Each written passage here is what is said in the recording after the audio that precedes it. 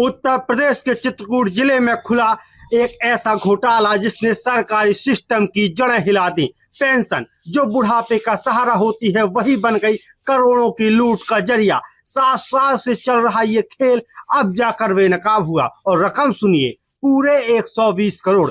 मैं हूं संजय सिंह महान और आप देख रहे हैं यूपी ताजा न्यूज। आज हम बात करेंगे उत्तर प्रदेश के चित्रकूट में हुए 120 करोड़ के पेंशन घोटाले की। इस घोटाले का खुलासा हुआ एक साधारण महिला की हिम्मत से। नाम है कमला देवी, उम्र है 65 साल।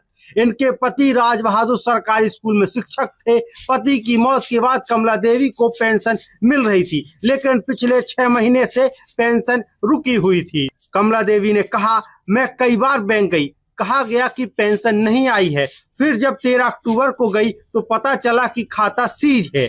बैंक वालों ने कहा ट्रेजरी में पूछिए। कमला देवी जब ट्रेजरी पहुंची तो जो सच्चाई सामने आई उसने उनके पैरों तले से जमीन खिसका दी। उन्हें बताया गया कि उनके खाते में 31 लाख रुपए गलत तरीके से भेज दिए गए, वो रकम निकल चुकी है। कमला देवी ने जब बताया कि ये पैसे उनके भाई ओम प्रकाश ने भेजे थे तो ट्रेजरी के अफसरों ने समझ लिया यही तो है उस गोलमाल गैंग की कड़ी। अब जरा समझिए पूरा घोटाला कैसे चला। ट्रेजरी के अंदर कुछ बैठे अधिकारी, असिस्टेंट अकाउंटेंट और रिटायर्ड कर्मचारियों का एक ग्रोह बना। इनका टारगेट था रिटायर्ड शिक्षक और उनकी पत्नियां। ये लोग रिटायर्ड शिक्षकों के खातों में लाखों रुपए डालते थे, फिर उन्हें इनकम टैक्स या बोनस का बहाना देकर पैसा निकलवा लेते थे और बदले में थोड़ी कमीशन देकर मुंह बंद करा देते थे।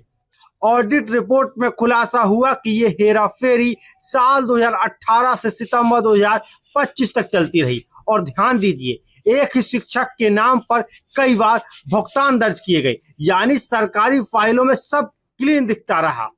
अब आते हैं इस घोटाले सिंडिकेट के खिलाड़ियों पर।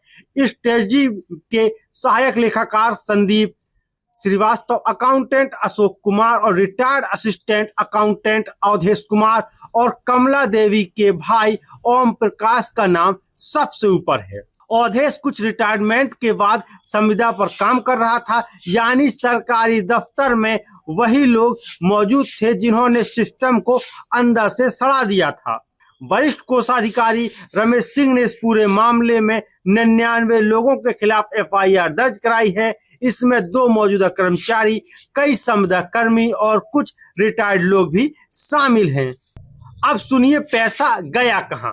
ऑडिट टीम ने 4 बड़े बैंकों में गड़बड़ी पाई है, जिसमें SBI, bank of Baroda, Indian bank और आर्यावर्त बैंक शामिल है। इन बैंकों में रिटायर्ड शिक्षकों के खाते खोले गए थे। कुछ खातों में 31 लाख और कुछ में 45 लाख तक भेज दिए गए। कई खातों में तो 3 करोड़ 97 लाख रुपए की रकम पहुंची, जिसमें शिव प्रसाद के खाते में 3 करोड़ 97 लाख, राम खिलावन के खाते में 3 करोड़ 59 लाख और राजेंद्र कुमार के खाते में 3 करोड़ 45 लाख और सुशीला देवी के खाते में 1 करोड़ 84 लाख। वहीं गिरिजेश कुमारी के खाते में 2 करोड़ 20 लाख रुपए। अब जरा सोचिए, एक रिटायर्ड शिक्षक के खाते में इतनी रकम आई और किसी को भनक तक नहीं लगी। ये कोई कंप्यूटर एरर नहीं था, ये था प्लान्ड फ्रॉड। मामला सामने आते ही चित्रकूट पुलिस हरकत में आई। SP अरुण कुमार सिंह ने SIT गठित की है, जिसकी कमान CO को दी गई है। SP का कहना है कि 2 मौजूदा कर्मचारी और कुछ संविदा कर्मी इसमें शामिल हैं। सभी से ये रकम रिकवरी होगी और गिरफ्तारी तय है। अब तक करीब 22 लाख रुपए रिकवर किए जा चुके हैं। बाकी रकम की तलाश बैंक स्टेटमेंट और ट्रांजैक्शन हिस्ट्री से की जा रही है। जैसे ही घोटाले की भनक लगी, चित्रकूट प्रशासन में हड़कंप मच गया। कोषागार के अधिकारी दिन भर फाइलें लेकर दौड़ते रहे।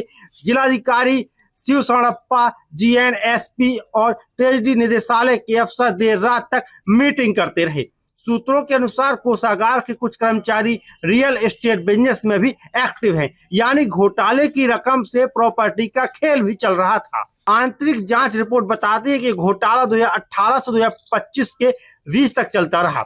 हर साल करोड़ों रुपए पेंशन और वेतन मद में फर्जी एंट्री करके निकाल लिए गए।